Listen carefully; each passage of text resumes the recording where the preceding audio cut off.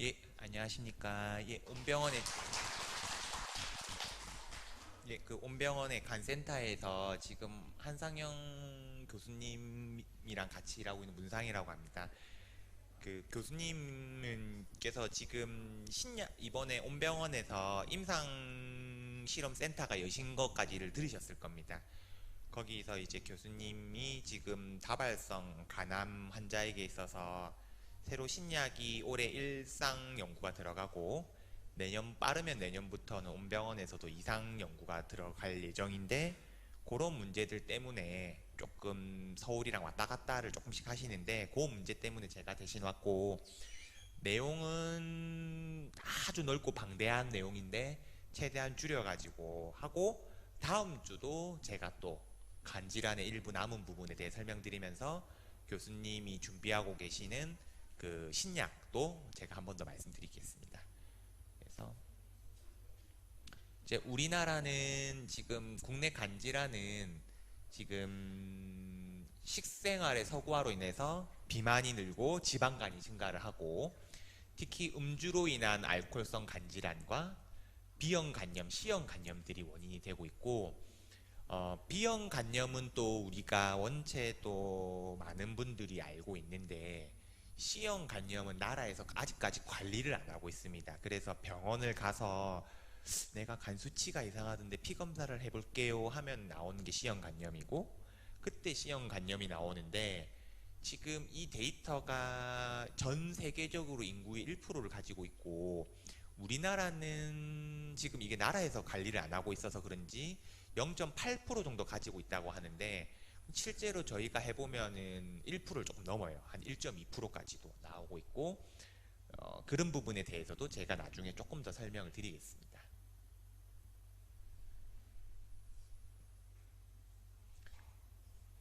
그래서 간암도 문제가 참 큽니다.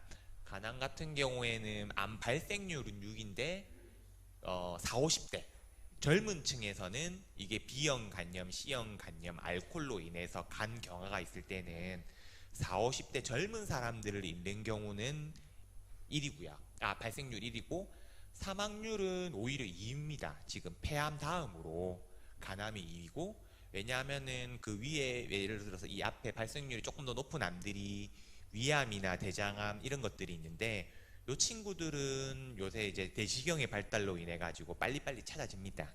근데 문제는 간암 같은 경우 찾아줘도 치료가 좀 덜 되는 것도 있고 치료가 어려운 부분도 있어서 저희가 아무튼 계속 노력을 하고 있고, 이번 교수님도 항암제를 새로 개발을 하시고 있는 거죠.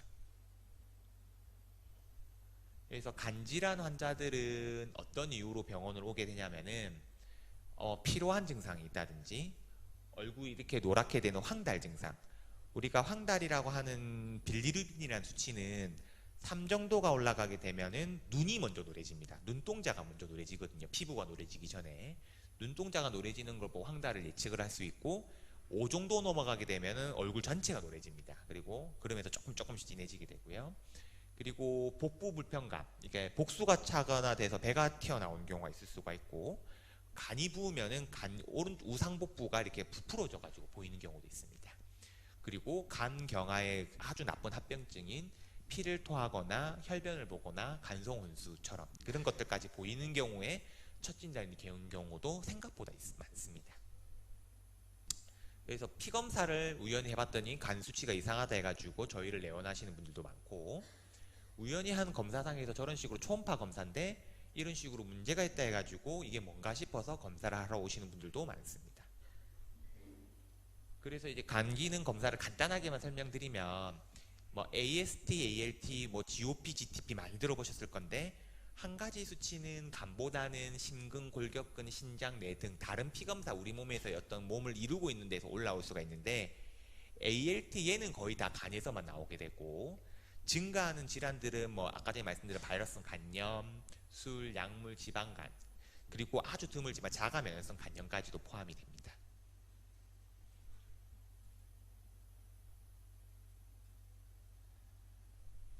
그래서 황달이 생기는 경우도 여러 가지 원인이 있지만, 일단은 그 용혈성 황달이라 해가지고 적혈구가 우리 몸에서 깨져도 황달이 생겨요. 이거는 대부분 신생아 황달, 우리 애기들 신생아가 조금 빨리 태어나가지고 그 햇빛 치료하는 애기들이 신생아 황달인 거고, 그리고 간성 황달은 간 세포 자체가 다치거나 간 내 미세 단간이 폐색이 오는 건데, 알 바이러스, 아까 B형 간염, C형 간염, 술, 약물 이런 간염 등에 의해서 이렇게 황달이 올 수가 있고, 폐색성 황달이라는 지금 옆에 보이는 것처럼 이게 쓸개라든지 쓸개가 내려오는 그 물길이 담석이라든지 어떤 경련이라든지 암 같은 것들이 생기면은 황달이 또 생길 수가 있어서, 이런 모든 원인들에 대해서 우리가 생각을 해보고 황달을 접근을 또 해봐야 됩니다.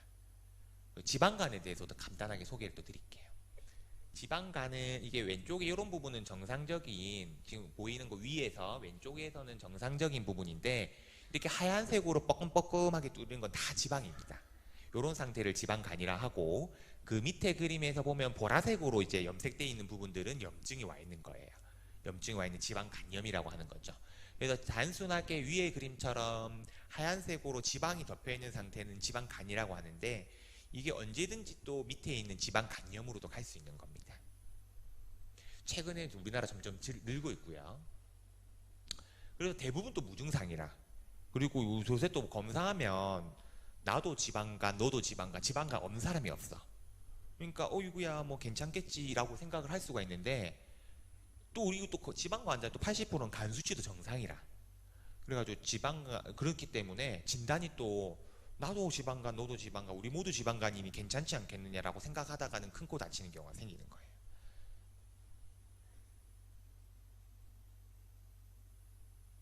요거는 제가 하는 검사인데 나중에 다시 한번 뒤에 다시 설명드리고, 이 지방간 같은 경우에 특히 지방간염 환자들의 사망 원인이 1등이 우리가 이제 급성 심근경색이라 간으로 오는 게 아니고, 지방간염이 있는 환자들은 당뇨, 고지혈증, 지방간이 다 친구라 가지고, 지방간이 있으면은 뭔가 피검사를 해서 내가 당뇨나 고지혈증 이런 게 없는지 다 확인을 해야 돼. 왜냐하면 결국에는 심근경색이나 뇌경색, 풍 이런 것들이 다 당뇨, 고지혈증, 그 다음에 환자들이 이제 하는 것들 나쁜 게 담배, 이런 것들이 제일 위험한 인자이기 때문에 이런 것들이 다 친구고, 사망 원인에서는 이런 것들이 1등이 되는 거죠. 그래서 지방간을 진단을 하는 거는 지금 저희 병원에도 이번에 새로 기계를 저희 센터가 들어오면서 새로 들었습니다. 약 1억 한 5천만 원 정도 주고 들었는데, 간단한 검사인데 요걸로 지방량을 정량화, 쉽게 말하면 수치화, 우리가 그냥 단순 초음파를 하면 지방간이 조금 있어요, 중간이 있어요, 많이 있어요 얘기를 하는데, 요걸로 하면 이런 식으로 숫자로 표시를 해줘서 지방간이 수치가 얼마니 더 빼야겠습니다, 더 조절해야겠습니다, 이것도 말씀을 할 수 있고, 조직검사와 이게 이런 식으로 맞춰가지고 어떤 질병이 있을 때 간이 딱딱해지는 정도를 수치화시켜서 볼 수 있는 검사가 지금 저희 병원에도 들어와서 제가 직접 싹 다 하고 있습니다. 그렇게 하고 있는 내용이고요. 치료는 그런데 별로 재미가 없어요. 치료는 그 시기 조절이 제일 중요하고, 그리고 우리 의외로 또 환자분들이 모르시는 게 과일이 지방간에는 별로 좋지가 않아요.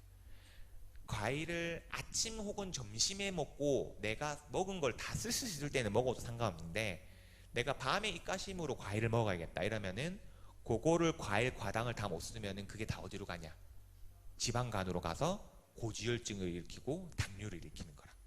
이 과당이 생각보다 안 좋습니다. 우리 옛날부터 야식 안 좋다고 해가지고 야야야 야식 먹지 말고 과일 먹어라 이랬는데, 그것도 알고 보니 독이었던 거라.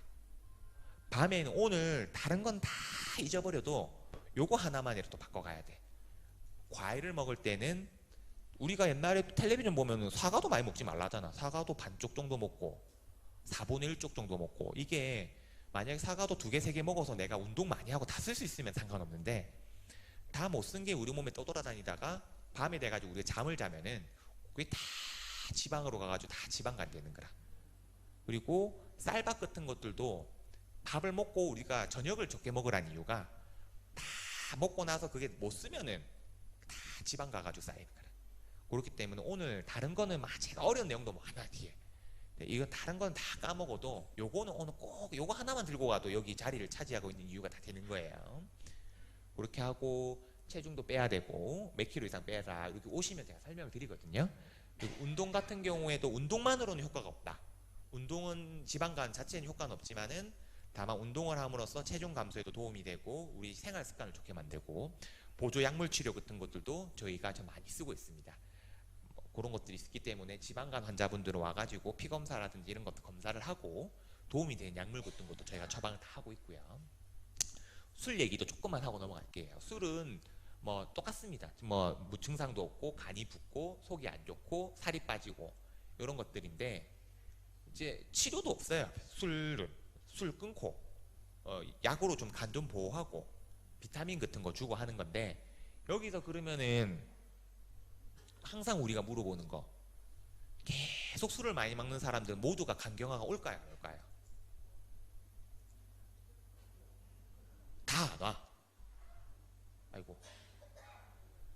아니라 일부만 와. 그래서 이게 웃긴 게 우리가 지금 이렇게 정해져 있거든요. 이게 하루에 일량에서 이제 맥주를 뭐 2000cc, 소주 한 2병 이런 식으로 계속 먹으면은 3분의 1에서만 간경화가 와요. 쉽게 말하면 거꾸로 말하면 60, 70%는 간경화가 안 와. 똑같이 친구 둘이서 앉아가지고 술을 먹어도 한 명은 간경화로 죽고 한 명은 죽을 때까지 간경화 안 오는 거라. 하지만 누가 간경화 오는지 안 오는지 알 수가 없거든. 그렇기 때문에 술도 건강하게 잘 먹어야 된다. 이렇게 이해를 하셔야 되고, 그러니까 음주량이라든지 빈도, 제일 중요한 건 최근엔 체질인 것 같아. 체질이 술을 잘 받는 체질들도 어느 날 검사해보면 간경화 와가지고 이제 막 손을 못 쓰는 거라. 그렇기 때문에 술 많이 먹으면은 다 되는 게 아니다. 오늘 두 번째 중요한 거. 하지만 체질에 따라서는 다 올 수도 있기 때문에 조심해야 된다. 요걸 알고 가셔야 되고요. 비형 간염은 저희가 간단하게만 설명드릴게요. 사실 우리나라 제일 많은 거는 수직 간염. 그러니까 엄마가 비형 간염이 있었는데 모르고 있다가 젊을 때 애를 낳았더니 애도 비형 간염인 거라. 그런 식으로 되다 보면 제가 간을 본 지 몇 년 되지도 않았고 뭐 의사 생활한 지 10년째인데 제가 봤었던 환자 중에서 비형 간염, 수직 간염 해가 돼가지고 간암에 온 환자 제일 어린 애가 26이었어. 간암이 암인데 그 정도로 수직 감염의 문제고 저희 나라는 85년도 이후로 84년 85년도 이제 우리나라에서 이제 다 오면은 임산부들 비형 간염이랑 다 검사해가지고 조치를 하고 있지만 아직도 안 되는 경우가 가끔 있고 그 전에 문제가 됐던 경우가 많아요 우리나라. 그래서 이런 것들이 문제가 될 수 있고 뭐 내용이 많지만 간단하게 말씀드리면 결국에는 이제 수직 감염 되면은 거의 100% 95% 이상이 만성 감염이 돼버리는 거라. 근데 우리가 나이 먹고 비형 간염 새로 걸렸다 했을 때는 10%밖에 만성이 안 돼. 근데 우리나라는 비형 간염 만성이 많은 게 다 엄마한테서 받아서 어릴 때 받아서 문제가 되는 거고 이런 것들 경우는 관리를 잘 해야 되는 거죠. 그래서 이 지금 나오는 것들 여러 가지가 비형 간염을 치료했을 때 간경화로 진행될 확률, 비형 간염을 치료했을 때 간암이 발생할 확률들이 다 이렇게 데이터화 시켜가지고 비형 간염이 치료를 하고 있어서 DNA가 낮게 나오면 이런 식으로 다 왼쪽이 치료가 잘 돼가지고 DNA가 낮은 환자들이 간경화 간암이 안 생긴다더라. 치료를 필요할 때 똑바로 안 했을 때 간경화 간암이 잘 생긴다는 것들이 모든 전 세계에서 논문이 쏟아지고 있는 거라. 그래서 이런 것들이 있다. 내가 비형 간염이 있으면 꼭 병원 가가지고 약을 먹어야 된다더라. 그걸 기억하시면 되고 특히 제가 학생 때만 해도 비형 간염 약 외우는 게 하루 일과야. 너무 약이 많고 약효도 없고 옛날만 해도 비형 간염 약 먹어도 죽는다 했어. 약 먹고 약도 독하고 약 내성만 많이 해서. 그런데 2008년도 이후에 엔테카비어 2012년도에 테노포비라는 약이 최근 10년 사이에 나오면서 내성률이 1몇 프로 아예 없다. 내성이 안 된다. 한 교수님도 딱 2명 봤대요. 그 정도로 아주 드물기 때문에 약만 먹으면 좋아진다더라.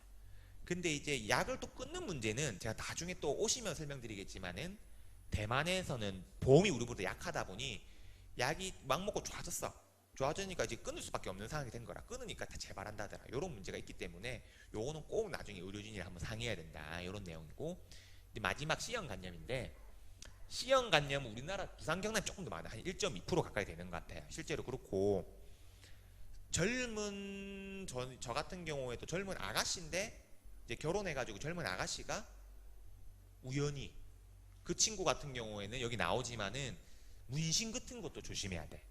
왜냐하면 우리 어머니들도 다 눈썹 문신 다 그리고 있잖아요 지금. 그거 지금 의사한테 받아요. 지금 의사한테 안 받지요. 그 가서 그 미용사한테 받지요. 그 미용사들이 개념이 없어가지고 다른 사람 찌른 침으로 내 얼굴을 찔렀을 때 그 앞에 친구가 만약에 C형 간염이 있었다 그러면 그 걸릴 확률이 2%쯤 돼. 오, 어떡할 거야? 그러니까 눈썹을 해야겠다, 내가 문신을 해야겠다 싶을 때는 병원에 가서 해야 돼.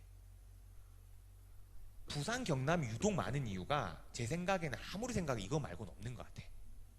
그래서 문신 같은 거 할 때 함부로 우리 특히 우리 할매들도 C형 간염 많거든요. 왜 우리 할매들이 C형 간염, 할머니 80대 이상 할머니 C형 간염 많은 이유가 7, 80대에 7, 80년도에 우리나라 수혈할 때는 C형 간염을 안 걸러냈어. 피가 피에 C형 간염이 있어 다 걸리는 거라. 오면 100%라 그러면 70% 만성화되는데 그걸 평생 가지고 살다가 이제 나이 들어서 간경화 간암으로 발견되는데 우리나라는 피 검사 C형 간염 원하면 해주지도 않고 그 할머니들이 좋다고 가가지고 미용 문신하고 그 다음 침으로 여러분들이 찔리면 1%에서 C형 간염이 오는 거라. 이것도 알아야 돼. 오늘 아까 전에 딱 두 가지만 기억하면 돼. 오늘 한 가지는 과일을 밤에 먹으면 독이라더라.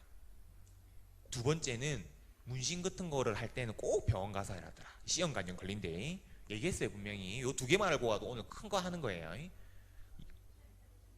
그리고 특히 예방은 여러 가지 방법이 있고 부부관계 같은 거 상관없어요. 왜냐하면 이거는 C형, B형 간염은 좀 친밀하게 뭐 식사 뭐 잘못 같이 해도 C형은 전혀 그런 거 없는데 우리 수혈, 주사침, 그러니까 여기 주사침이 이제 문신이 들어가는 거라 문신 조심해야 돼요.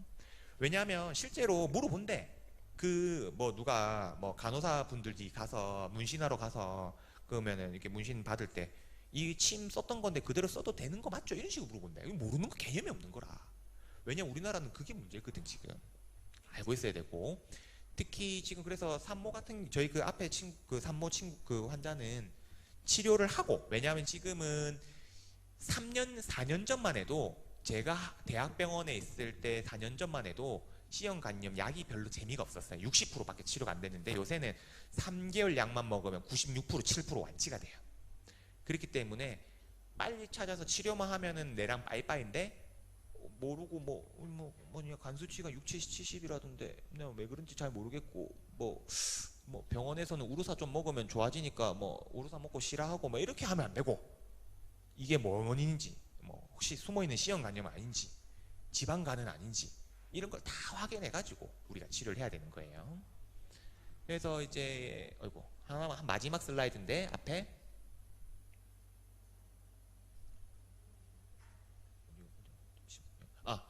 이제 C형 간염이 이제 마비렛이라든지 하보니 저런 약들이 작년 8월에 급여가 신청이 되면서 원래 마비렛 저약이 세알 12개월 만에 3천만 원 가까이 했어요.